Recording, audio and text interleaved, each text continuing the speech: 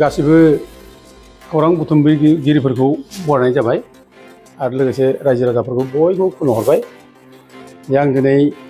माखासे खोब गोनांथार पइन्ट्सफोरखौ लानानै रायजो राजानि सिगाङाव बाथ्रा बुंथिनो थाखाय आङो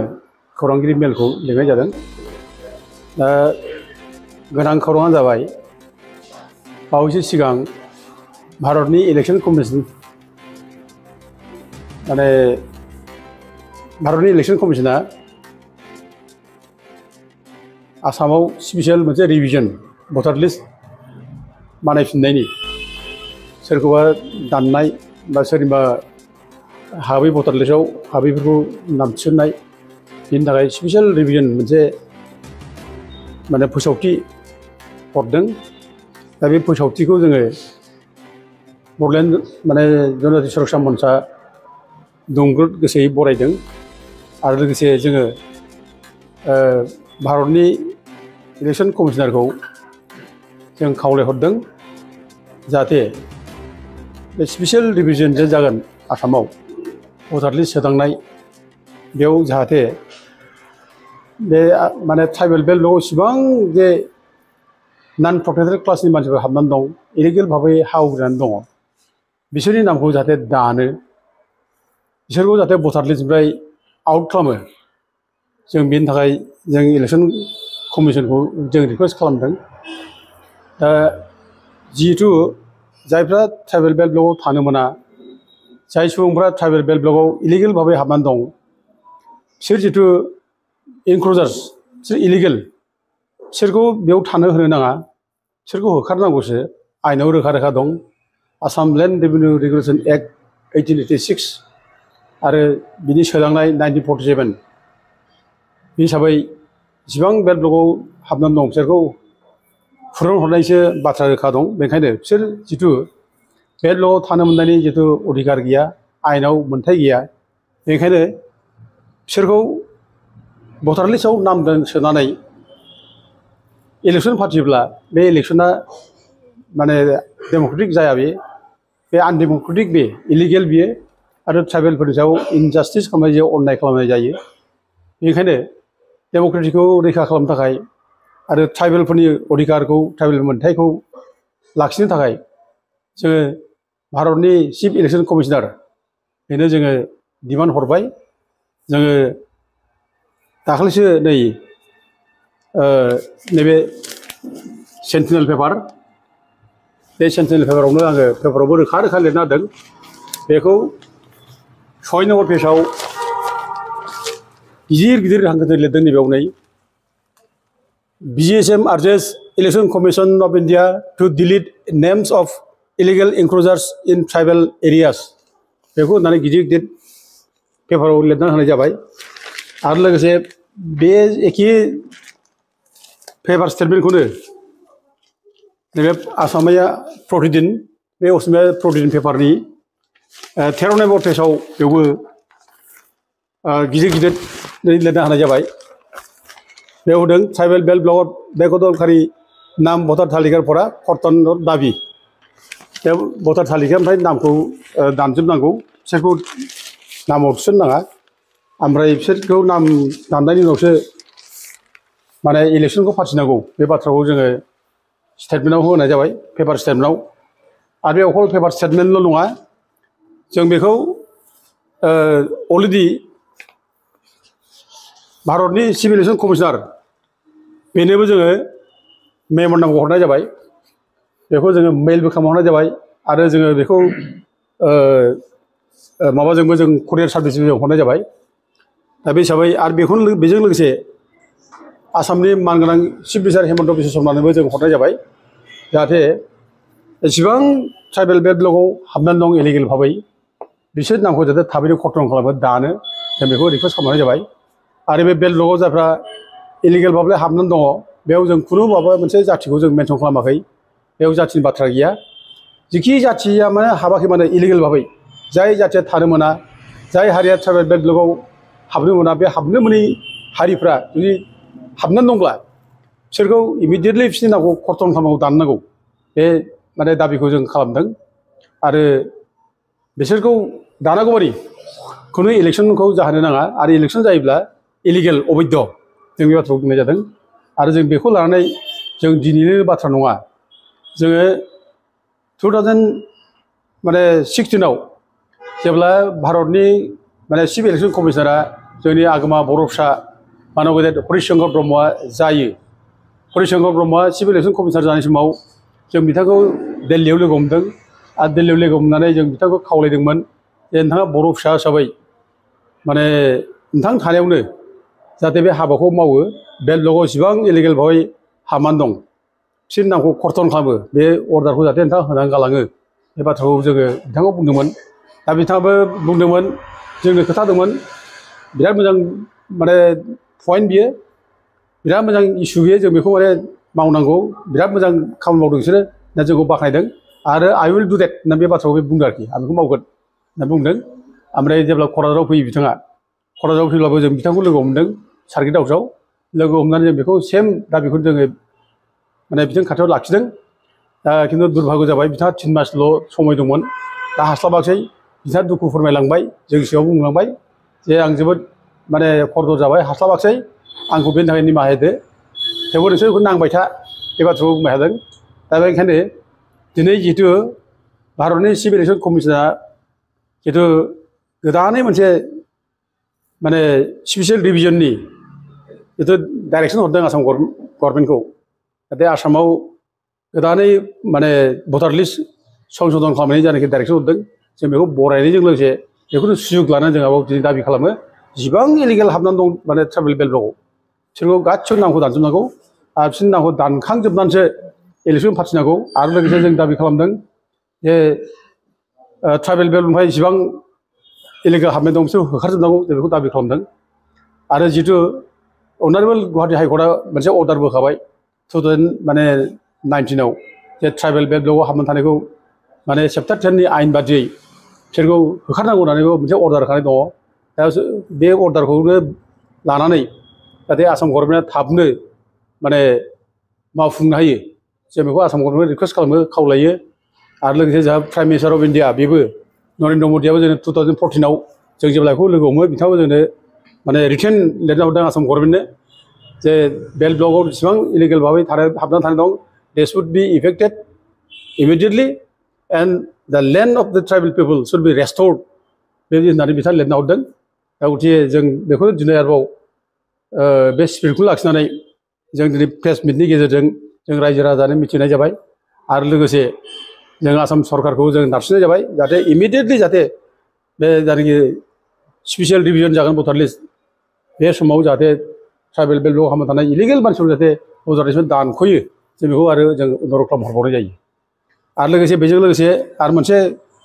स्पेसियेल माने रायजो राजाफोरनो मिथिहोनांगौ बाथ्राया जाहैबाय जे आसाम एसेम्ब्लिया नैबे गाबोन 25 तारिखनिफ्राय जागोन बेखौ हेमन्त बिश्व शर्माया बुंदों दा बे समावनो बिथाङा बुंदों जे 6 जनगोष्ठीखौ ट्राइबेल खालामनायनि प्रप'जाल बिथाङा लाबोगोन आरो बेखौ सावरायगोन होनना बुंदों बयबो माने MLA फोरजों मन्थ्रिफोरजों एसेम्ब्लियाव दा जों बेखौनो सुजुग लानानै जोङो खावलायदों जे जोंनि गासिबो ट्राइबेल MLA ट्राइबेल मन्थ्रिफोर दं इसिबां बिथांमोना ज' जानानै बे 6 जनगोष्ठीनि ST नागिरनायखौ जाहाथे स्ट्रंलि जाहाथे होबथायो स्ट्रंलि बादा होयो जों बेखौ जोंनि ट्राइबेल मन्थ्रि MLA फोरखौ जों खावलायो दा आं बेनि सोमोन्दैबो आं पेपाराव लिरना हरबाय पेपाराव लिरनानै बेबो नै पेपाराव रोखा रोखा ओंखारनाय जाबाय बे पेपारा गुवाहाटीनिफ्राय ओंखारनाय बियो गिदिर गिदिर होदों BGSM urges tribal ministers MLAs to oppose ST status for 6 groups 6 माने कमिउनिटिसनो जाहाथे ST status होनो नागिरब्ला बेखौ अपोज खालामो स्ट्रंलि बे प्रप'जालखौ जाहाथे आपत्ति खालामो बेखौ बुंनाय जादों आरो लोगोसे जुदि एसेम्ब्लियाव बे रोखोम गमामायैनो जुदि 6 जनगोष्ठीनो ST होनायनि माबा मोनसे प्रप'जाल लाबोयोब्ला बेखौ बड'लेण्ड जनजाति सुरक्षा मन्चआ अपोजल' खालामनाय नङा बेखौ सुप्रिम कर्टआव थांनानै केस होगोन होननानैबो जों बेखौ बेयाव वार्निं स्वरुपबो जों लिरना होनाय जाबाय बे पेपाराव दा बेजों लोगोसे आरोबाव जोङो बे एखे माबाखौनो लानानै दाबिखौनो लानानै जोङो आसामनि मानगोनां chief minister doctor Himanta Biswa शर्मानो जोङो मेम'रेन्डामाव हरनाय जाबावबाय जों मेल खालामना हरबाय बेखौ आरो कुरियार सार्भिसाव स्पिडआव जों हरनाय जाबाय दा बिथाङा बोधय गाबोननो मोनहैगोन बेनिखायनो जोंनि दाबिया क्लियार जे 6 जनगोष्ठीखौ एसटि जाहोनो मोना 6 जनजातिया एसटि जायोब्ला जोंनि थाखानाय एसटिफोरनि जिबां माने अधिकार दंमोन राइट दंमोन बे खर्तन जाजोबगोन जों जोबस्रांगोन जोंहा खुनु जेबो थानाय नङा जों सैन्य जागोन जोंनि प्रटेक्सननि थाखाय जोंनो साइफ्रा जेरोखोम आयेन बानायना गालांदों बे आयेनजोंसो जोङो दिनै ट्राइबेल नाम लानानै जोङो दिनै प्रटेक्सन मोनगासिनो दं एफा एनै सुजुग सुबिदा मोनगासिनो दं आरो बेखौ जुदि जोङो मालायनो जुदि होनो नागिरोब्ला जोङो सेस जागोन बेनिखायनो जों जावले जावले जों बुंदों आगोलनिफ्रायनो बड'लेण्ड जनजाति संरक्षण मन्थ्रिआ बे 6 जनगोष्ठीखौ एसटि जाहोआ जानो मोना जों बेखौ बुंबाय थादों अदेबानि जोङो मोनसे बिसास दं बे 6 जनगोष्ठीया एसटि जानायनि खुनु क्राइटेरिया गैया बिसोरखौ एसटि खालामनो हाया भारत संबिधानाबो बिसोरनो अधिकार होआखै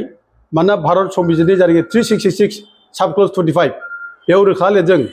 जाय ट्राइब्सफोरखौ ट्राइबेल खालामनाय जायो होनना बुंदों माने 342 आर्टिकेल बादियै